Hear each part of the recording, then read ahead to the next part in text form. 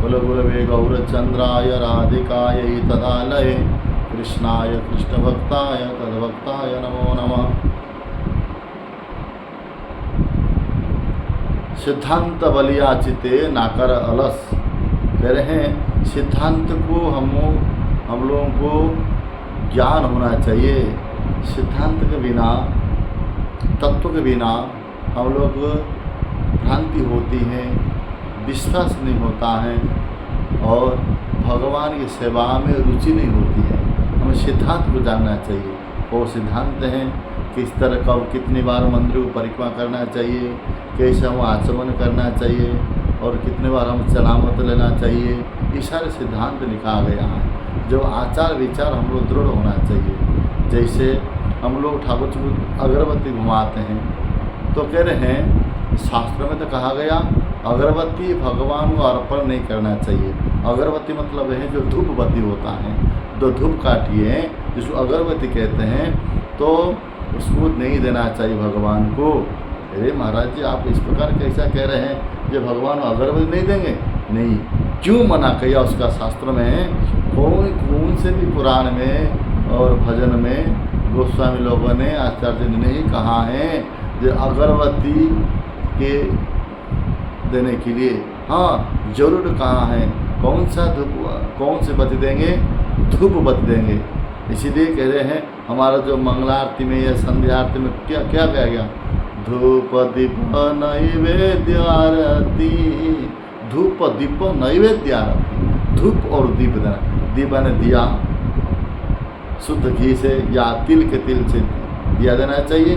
और धूप मतलब है वो धूप बत्ती आता है जिसके अंदर लकड़ी नहीं होती है, क्योंकि अगरबत्ती के अंदर बांस का लकड़ी होती है, बांस एक काट होता है।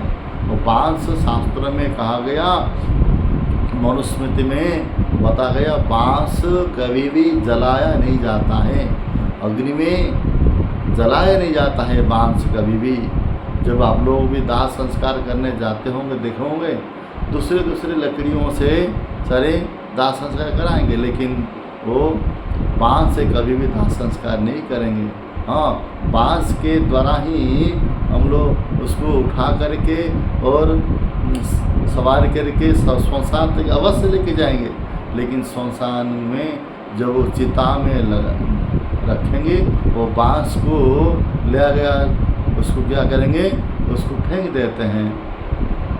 और बांस के द्वारा कभी भी वो चिता को नहीं जलाया जाता है। इसीलिए कभी भी अग्नि में बांस का लकड़ी को नहीं जलाना चाहिए, अपराध होता है, शास्त्र में कहा गया।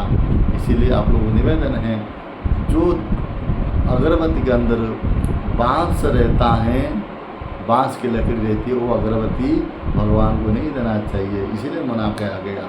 मुसलमान लोग अपना मजार में मस्जिद में लगाते हैं, लेकिन जो नहीं जानते हैं उसको लगा लेते हैं। लेकिन आजकल अच्छा अगरबत्ती आता है, उसमें दूसरे लकड़ियों के द्वारा ही बनाया जाता है, उसके द्वारा ही हम लोग लगा सकते। वृंदावन में बहुत सारे मंदिर में मिलती हैं बांस के लकड़ी के अलावा भी दूसरे लकड़ी से अगरबत्ती बनता, उसमें हम लोग दे सकते हैं।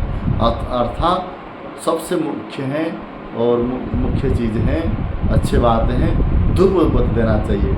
जो छोटा धूप बत्ती आती हैं वो धूप बत्ती के माध्यम से हम लोग भगवान को धूप दीप नैवेद्य भगवान को आरती करना चाहिए। ये आप लोग को विनती प्रार्थना है, अवश्य आप लोग ये ग्रहण कीजिए। ये सिद्धांत विषय हैं, आचार विचार हैं, भगवान भी प्रसन्न करेंगे। भगवान कुछ कह रहे कुछ और हम लोग कुछ करते कुछ हैं, इसीलिए ये कुछ फल मिलने वाला नहीं है। इसीलिए आपको निवेदन, क्योंकि कैसा करना चाहिए, किस तरह करना चाहिए, कैसी पूजा, जिस प्रकार मैं पहले जो बताया, जो ठाकुर जी को आरती करते हैं, आरती भी और दिया लगाते हैं, कभी भी दूसरे घी से नहीं लगाना चाहिए, दूसरे तेल से भी नहीं लगाना चाहिए।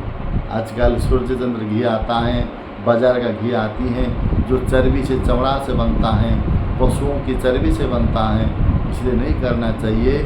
जो कि शुद्ध देसी गाय का घी हो, उससे हम लोग अगर तो आरती कर उतारना चाहिए, दीप लगाना चाहिए, भगवान को अर्पण करना चाहिए, उसमें से भोग बनाना चाहिए, अथवा भगवान को अर्पण करने के लिए, दीप लगाने के लिए, आरती करने के लिए कौन सा है? तिल का तिल, शुद्ध तिल का तेल आता है, शास्त्रों में वर्णित है। तिल के द्वारा ही हम लोग भगवान को आरती या दीप दिया वगैरह जला सकते हैं। क्योंकि लोगों का प्रश्न रहता है, महाराज जी तिल तो कोई दुर्गा का मंदिर है या चंडी के मंदिर में है या शनिदेव के मंदिर में लगता है। नहीं, ये कोई सिद्धांत बात नहीं है, वो पहले से पुराना प्रथा चले आए हैं, जो कि अपना पूर्वज ने बुजुर्ग ने लगाया करते थे।